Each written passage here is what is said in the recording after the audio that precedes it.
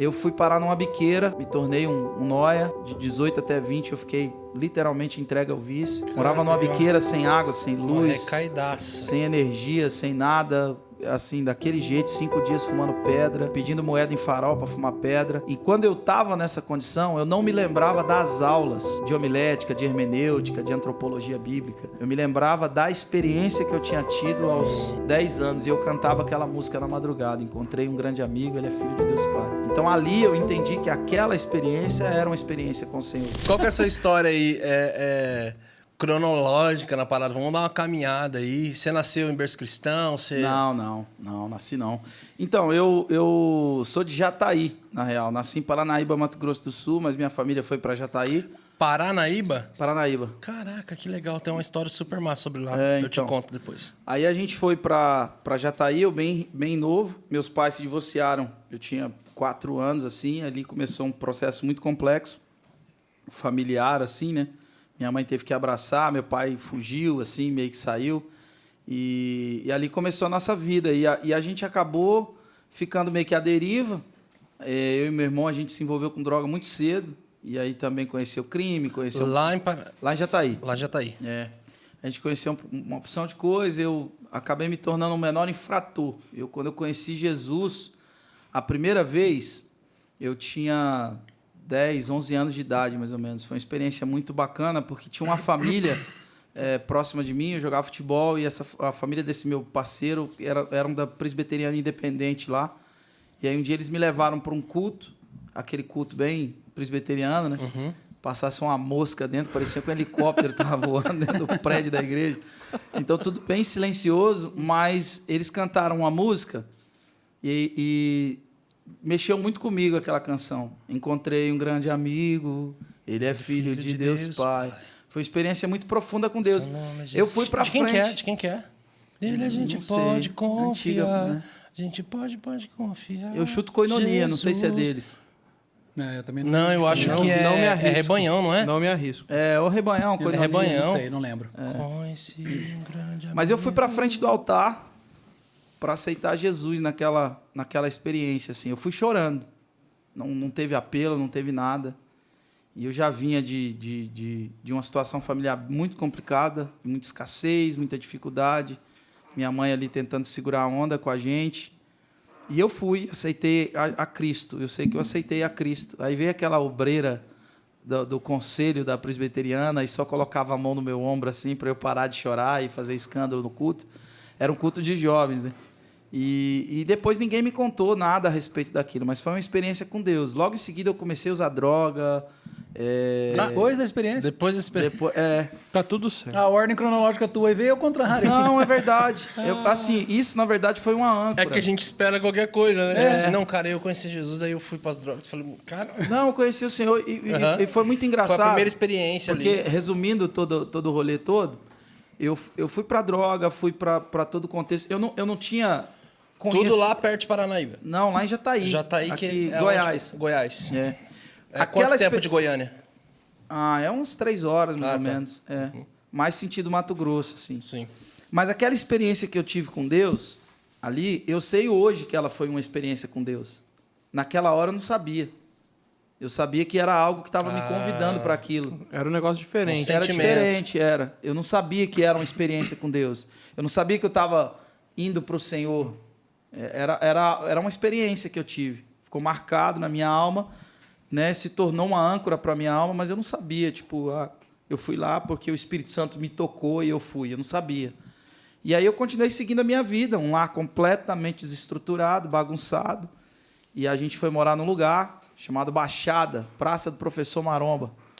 E era uma praça e tinha pelo menos uns 10 prostíbulos em volta daquela praça. E a gente cresceu ali, eu cresci ali, entre, literalmente, prostitutas, bandidos, viciados, drogados, era normal para você mais. De que idade até que idade? Dos meus 11 anos para 12, até os 14 anos. Uhum. E aí eu me tornei um menor infrator, né? Infelizmente, é uma rota de um fluxo de droga muito expressivo, né? E aí acabei me envolvendo muito com muita coisa. Conheci cadeia aos 12 anos. Sério? Fui para um colégio interno aos 12 anos. Minha mãe me internou, meu pai também. Meu pai já tinha voltado.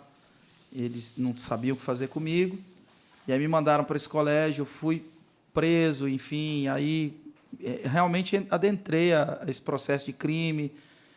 Me tornei mula de muita gente. Levava coisa roubada para um lugar para trazer aquilo em droga. E a gente adentrou, literalmente, dentro desse contexto. E eu, quando fui para uma comunidade terapêutica, onde realmente o meu processo de conversão se iniciou, foi aos 15 anos. Eu estava preso e o promotor tinha dado uma opção para minha mãe. Ou eu ia para o DPJ, que era uma prisão para menores em Goiânia, onde o menor fica até completar os 18 anos, ou eu ia para a Fundação Casa, aqui em São Paulo. Então, era uma escolha que se faria. Já tinha casa, era FEBEM na época? Era FEBEM. Pelas muitas passagens que eu tinha tido e tudo mais, envolvimento em muita coisa, aí eles deram essa opção. Mas aí uma irmã dessa igreja presbiteriana, que era amiga da minha família, especificamente da minha mãe muito guerreira. A mãe sempre foi muito guerreira, trabalhava de doméstica e professora à noite. Uma doideira, cara. Criou 3 filhos sozinha mesmo. E aí, nessa época, essa pessoa ela conseguiu entrar com a liminar para eu poder ser internado numa comunidade terapêutica. E ali começou. Eu fui com 15 anos para lá e tive uma experiência com a Bíblia dentro dessa casa de recuperação. Peguei a Bíblia, comecei a ler Juízes e aquilo né? Juízes é um livro que você torcer, sai sangue. Aí, verdade, pô. Era muita ação aquilo para mim. E aí eu peguei um apreço pela Bíblia e aí fui adentrando e tal, e lendo Bíblia. Lendo a Bíblia como um livro mesmo. Você e você. Não tinha muito aquele interesse da espiritualidade do livro. Eu queria saber o que acontecia no livro ali, as histórias. E aquilo Deus foi me pegando, sabe? E Deus foi me dando experiências dentro dessa casa de recuperação. E dentro dessa casa de recuperação eu tive uma experiência assim, com um profeta que foi lá, não conhecia ninguém, me entregou uma palavra. Logo em seguida me chamaram para ir para a escola de missões da MCM. Então eu saí do seminário e fui para uma escola de missões, para um seminário, estudar teologia missional. Foi muita doideira, porque eu não sabia o que era igreja até então. E aí eu fiquei 2 anos nesse seminário. Logo que eu saí da casa de recuperação. E aí conheci muitos irmãos preciosos e tal, e aí comecei a aprender bastante coisa a respeito do Evangelho. E meu relacionamento com a igreja era um relacionamento de final de semana, de agenda, né, que o seminário tinha. Quando saí do seminário, eu saí com 17 anos. Com 18 anos, eu fiquei frustrado com a igreja, depois de ter uma experiência morando numa igreja, eu me decepcionei com a igreja. E aí, foi isso. Só que aí eu me desviei do Evangelho e, assim, só para fazer sentido a história que eu contei no início, eu fui parar numa biqueira, me tornei um nóia, de 18 até 20, eu fiquei literalmente entregue ao vício. Morava numa biqueira sem água, sem luz, sem energia, sem nada, assim, daquele jeito, 5 dias fumando pedra, pedindo moeda em farol para fumar pedra. E quando eu estava nessa condição, eu não me lembrava das aulas de homilética, de hermenêutica, de antropologia bíblica. Eu me lembrava da experiência que eu tinha tido aos 10 anos. E eu cantava aquela música na madrugada. Encontrei um grande amigo, ele é filho de Deus Pai. Então, ali eu entendi que aquela experiência era uma experiência com o Senhor. Entende?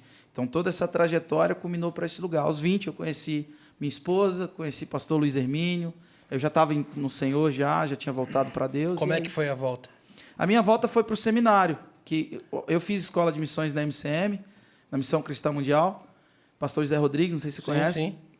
E aí o pessoal lá me chamou para voltar, sabendo na condição que eu estava, me chamaram para voltar. E eles me receberam. Um dos irmãos que tinham formado comigo era o coordenador da escola. Aí me recebeu na casa dele, eu fui recebido na casa dos irmãos. Eles cuidaram de mim, me ajudaram a voltar para Cristo. E dali começa o meu processo de volta para Jesus. Dos 20 anos, na verdade, eu acho que ali começa definitivamente o meu processo de conversão. E aí foi ali, tudo aconteceu nessa época. Eu conheci minha esposa, Josi, estou casado, vai fazer 14 anos. E conheci também o pastor Luiz Hermínio, com quem eu caminho, né, há 13 anos já. E, enfim, as coisas aconteceram ali. Aí o Mevan foi esse lugar onde eu aprendi a congregar, onde eu entendi definitivamente o que era a vida de igreja. Então, mas a minha vida foi muito, digamos assim, eu estou resumindo ela, mas foi muito trancos e barrancos, muita dor, muita cicatriz, muito tropeço, muita loucura. E onde o rap entrou nisso? Quando? Acho que o rap é típico de todo menino de periferia, né? Porque você se vê naquilo que os caras cantavam, Racionais, o Mano Brown era meu mentor, né? Para cada momento da vida existe um verso do Racionais, né? É o que a gente dizia. Então, o rap entrou dessa maneira. Eu fazia umas redações na escola, eram rimadas e tal. E aí, um belo dia, cheguei num evento de hip hop e vi a galera rimando em cima de um beat. Os DJs faziam squash lá nessa época. Eram DJs mesmo. Não só davam play, não, né? Não. Eram DJs DJ. com honra, você fala. Legal. Eles tinham honra. E aí eu percebi que o que eu tinha escrito na escola dava para cantar em cima daquela parada. E aí eu cantei isso também bem novo, 12 anos. E aí o rap se tornou sempre essa trilha sonora da vida que eu tinha, de crime, de drogadição, de violência, de contexto de periferia e contexto de loucura.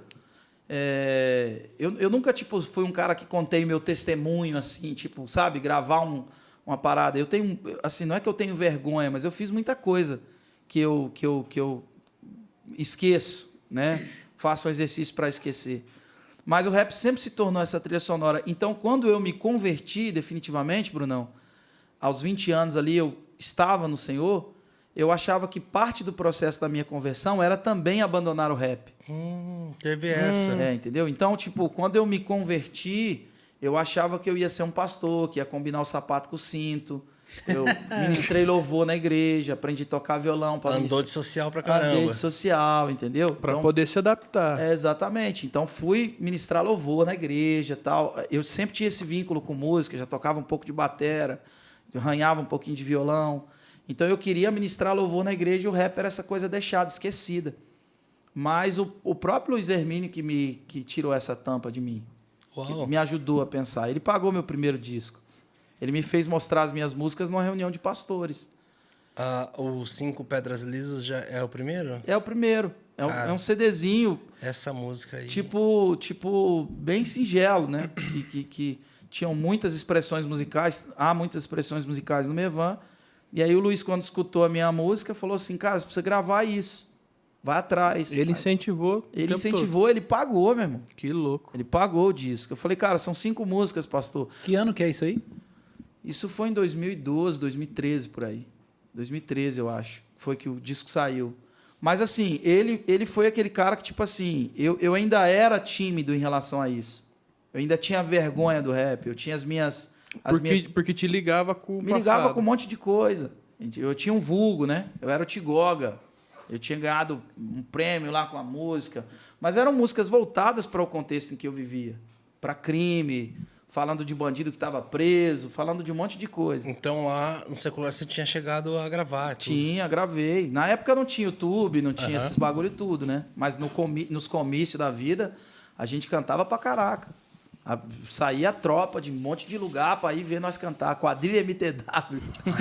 Chamava quadrilha o grupo? Aí depois eu mudava para MTW. Mas a gente fazia um rolê em Goiânia, Jataí, Rio Verde. A gente tinha já uma organização. Tem uma cena de rap em Goiânia. A gente só pensa que tem sertanejo lá, né, mano? Não, tem muito forte. O Fox, DJ Fox, tinha um movimento muito forte lá de underground em Goiânia. Tem um movimento, não é BH? Rio Verde também tem. BH tem um movimento de trap gigante. Eu vi esses dias. BH, na verdade, é multicultural, né? BH eu acho que é uma cidade que dá para considerar que tem tudo lá. BH, Porto Alegre, são cidades, Curitiba, né? São cidades meio multiculturais, assim. Uhum. Mas o rap surgiu assim, e aí eu ressignifiquei a minha estada no rap. E aí, eu entrei, o pastor Luiz, na época, eu era pastor de adolescentes do Mevan, a gente tinha criado um ecossistema de pastoreio de adolescentes muito forte, muito grande, tinha crescido muito, né, o Ministério de Adolescentes, mas ele me mandou embora, literalmente. Ele falou, não, tira o olho disso aí, bota o olho no Brasil. Isso não é só um CD, não. Isso é alguma coisa que está nascendo. Então, definitivamente, o Luiz é definitivamente um pai mesmo, cara. Essa relação paterna não é tipo falácia, sacou? Foi uma parada que eu precisava muito de alguém que tipo me ouvisse. Porque tipo eu enfrentei dificuldade para casar, entendeu? O nego tipo dizia que eu ia levar a minha esposa para droga. Sério? Mano, os pastores da minha esposa na época proibiram todos os colegas dela de ir no meu casamento. Nossa. Eles cercaram todos os pastores para não fazer meu casamento. Foi doideira, Mas cara. você já estava firme na igreja? Tava firme, cara. Nossa. Tava no Senhor. Estabeleceram várias E foi condições. depois de casar que você conheceu o Luiz? Foi. Eu conheci o Luiz quando eu tava meio que noivo. Uhum. E aí o Luiz me chamou, eu fui para Itajaí para escrever os livros do Luiz Hermínio. Aí escrevi, criei editora também. Ghostwriter? Edição, transformava os textos em essa palavra bonita, eu não sei o que significa. O editor Ghostwriter. Vou dar uma de tipo, não, é isso mesmo. Ghostwriter é o escritor fantasma, é o que ouve a palavra, A ideia do cara. ouve o áudio e transforma aquilo em literário.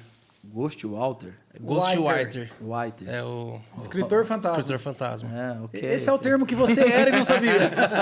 Você era isso aí e não sabia. Então, aí eu comecei a fazer isso lá.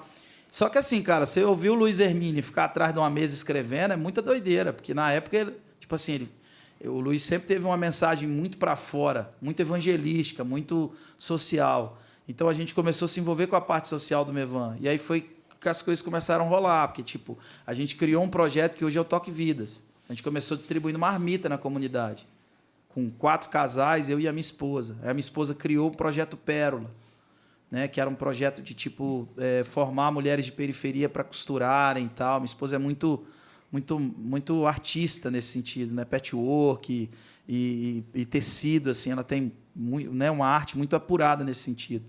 Começou a ensinar, né, muita graça para ensinar, pedagoga também, começou a ensinar as mulheres. Isso cresceu. Aí a gente foi fazendo Dia de Amor e Misericórdia, as coisas foram crescendo. Os lances que a gente ia fazendo no âmbito social, eles iam tomando uma proporção. Isso já em Itajaí? Já em Itajaí, E, na verdade, assim, cara, a minha vida de casado, eu cheguei em Itajaí, eu tinha 1 ano de casado. A minha vida, realmente, em todos os sentidos, familiar, financeira, ministerial, espiritual, ela aconteceu em Itajaí. Então, Itajaí é definitivamente uma Jerusalém para mim. Uhum. Itajaí foi uma escola para mim, entendeu? Maravilhosa, assim.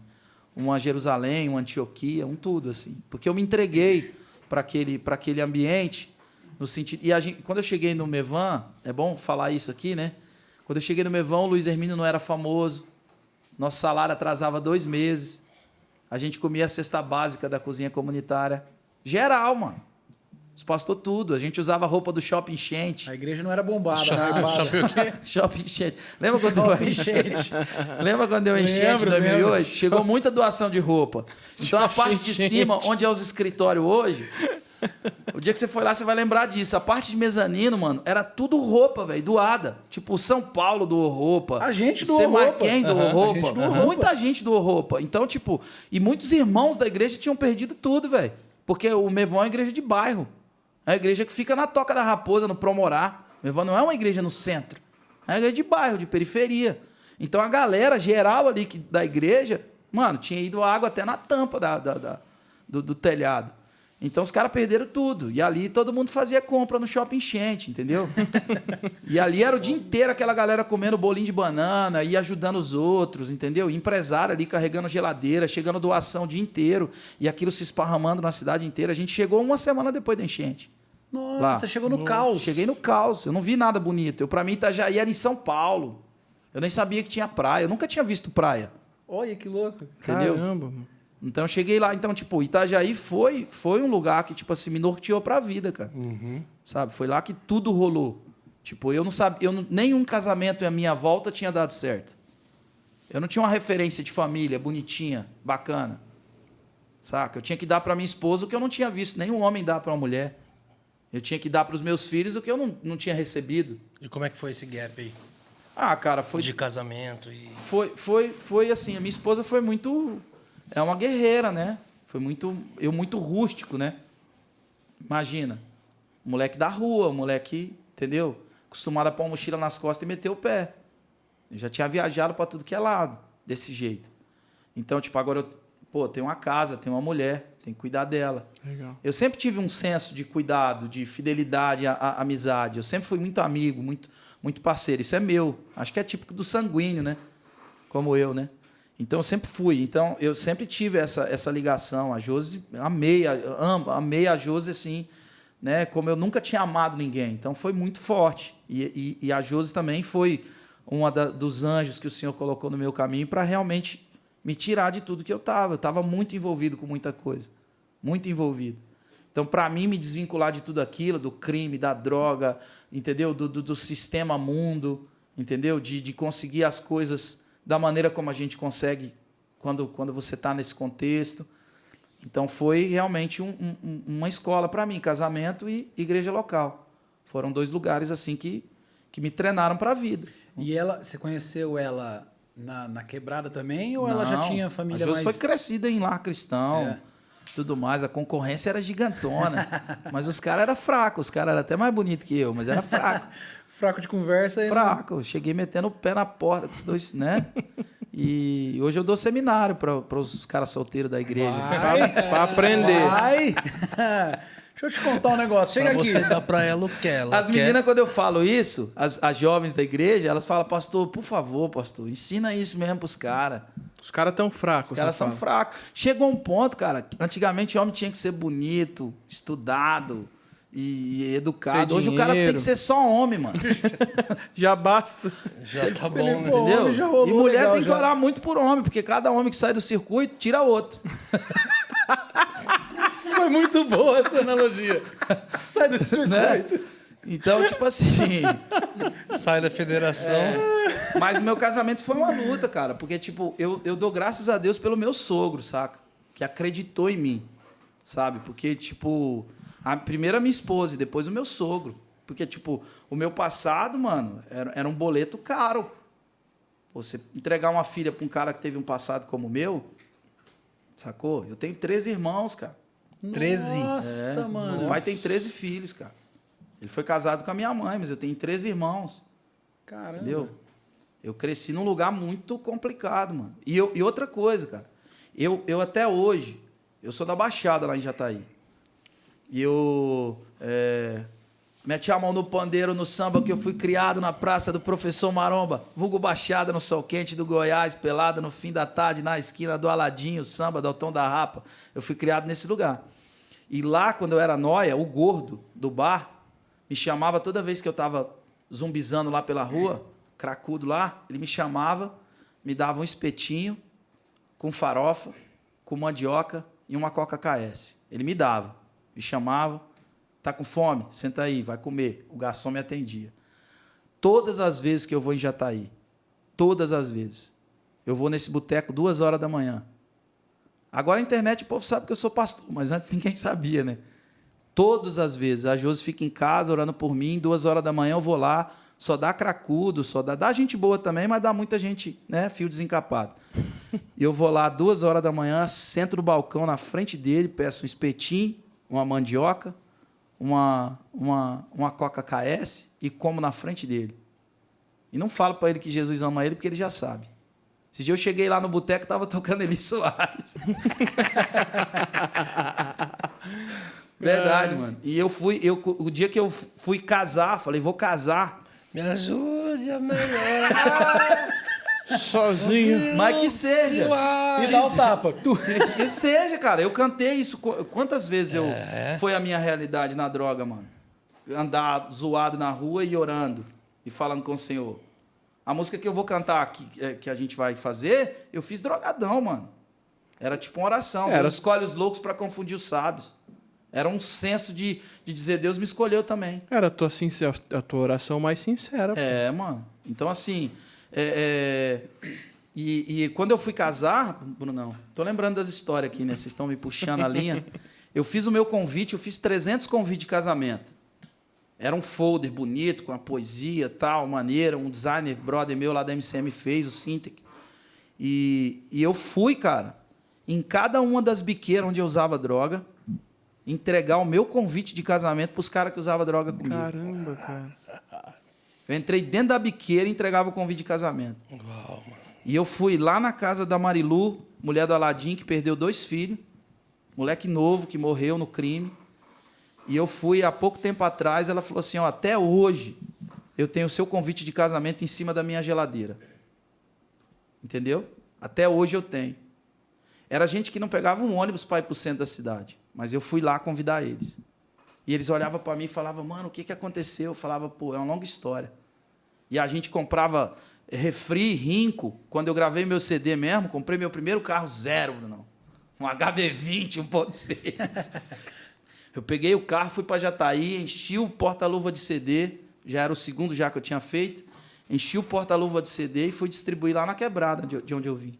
Sentava na calçada, no meio-fio, abria um refrigerantezão de 2 litros, pegava um monte de bolacha recheada, sentava lá comendo com eles e trocando ideia. Até hoje eu faço isso, velho.